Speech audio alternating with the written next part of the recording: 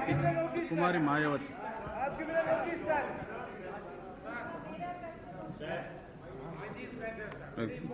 कुमारी मायावती।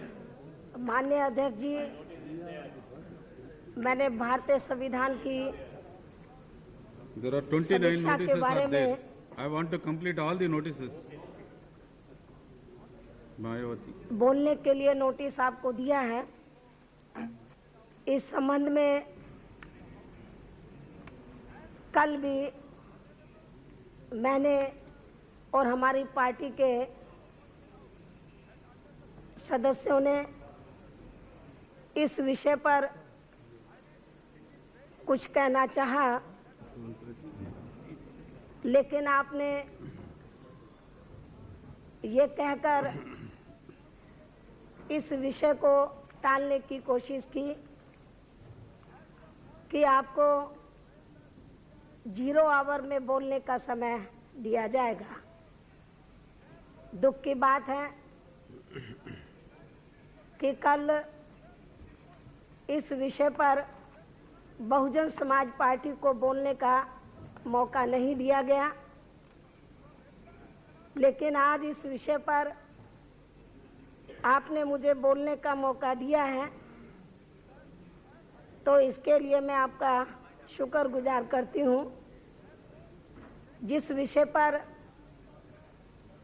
मैं सरकार के समक्ष कुछ बात रखना चाहती हूँ, उसके बारे में माननीय उपाध्यक्ष जी, हमारा ये मानना है कि भारतीय संविधान की समीक्षा का जो मुद्दा है, ये बहुत महत्वपूर्ण मुद्दा है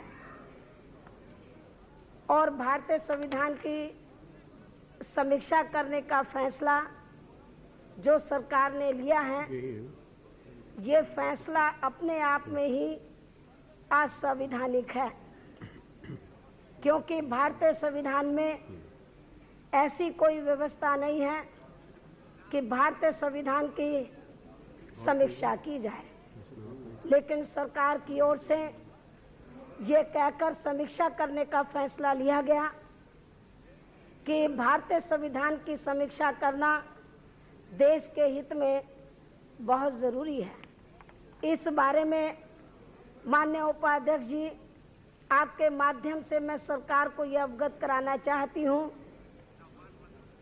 कि जब भारतीय संविधान बन रहा था तो उस समय भारतीय संविधान को बनाने वाले लोगों ने बहुत सोच समझकर संविधान का निर्माण किया और देश के हित को भी ध्यान में रखकर, दूरदर्शिता को भी ध्यान में रखकर भारतीय संविधान बनाया था।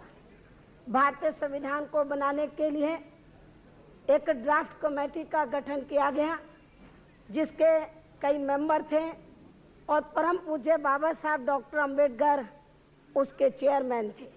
बाबा साहब डॉक्टर अंबेडकर ने देश के हित को ध्यान में रखकर, दूरदर्शिता को ध्यान में रखकर भारतीय संविधान में सेल्युलर फोन आई थिंक भारतीय संविधान में take care of that amendment का व्यवस्था की थी टेलीफोन, और ये सोचकर की थी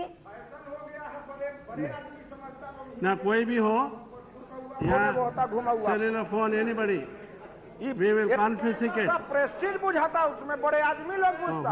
Whose telephone it is? Find out. We'll have to take care of it. आपके पास होगा तभी हम कॉन्फिस्केट करेंगे। ये सोचकर माननीय उपाध्यक्ष जी, Find out whose telephone it is. माननीय उपाध्यक्ष जी, भारतीय संविधान के निर्माताओं ने और खास तौर से परम पूज्य बाबा साहब डॉक्टर अंबेडकर, जो भारतीय संविधान को बनाने के लिए वो जो जिस ड्राफ्टिंग कमेटी के चेयरमैन थे, तो उन्होंने देश के हित को ध्यान में रखकर, दूरदर्शिता को ध्यान में रखकर भारतीय संविधान में ऑलरेडी अमेंडमेंट का प्रोविजन रखा था। तो मैं आपके माध्यम से सरकार से ये पूछना चाहती हूँ कि जब भारतीय संविधान में ऑलरेडी अमेंडमेंट की व्यवस्था है, तो फिर अलग से भारतीय संविधान की समीक्षा की ज़रूरत क्यों पड़ी?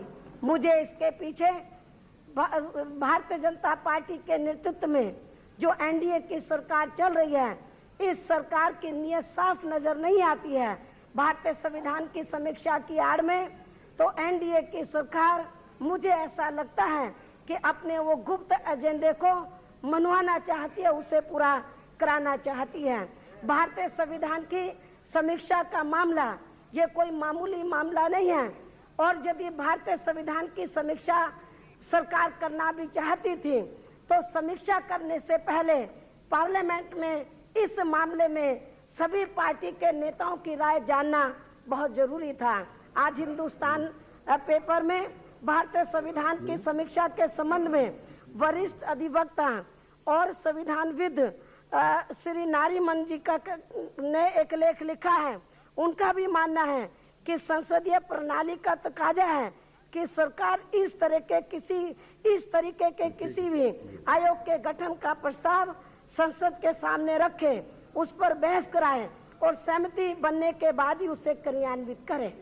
तो मैं इस बात से सहमत हूं, और बहुजन समाज पार्टी का ये मानना है कि यदि सरकार भारतीय संविधान की समीक्षा करना चाहती थी तो इस मामले को संसद के दोनों सदन में लाना चाहिए था, और संसद के दोनों सदन की सहमति लेकर तो तब इसके बारे में सोच विचार करना चाहिए था। दूसरा, भारतीय संविधान की समीक्षा के लिए जिस आयोग का गठन किया गया है और उसमें आयोग का चेयरमैन का भी नियुक्ति हुई है, मेंबर्स की भी नियुक्ति हुई है, लेकिन इस आयोग ने आज तक ना तो हाउस के अंदर और ना हाउस के बाहर ये बताया सरकार ने कि किन मुद्दों को लेकर भारतीय संविधान की समीक्षा की जा रही है।